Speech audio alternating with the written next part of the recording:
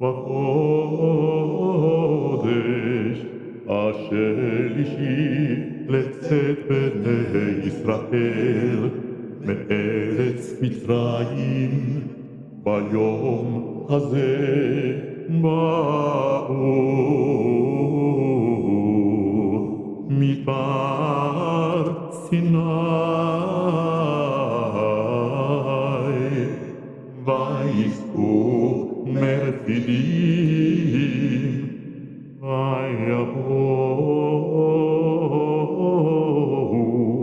מדבר סיני, ויחנו במדבר, ויחן שם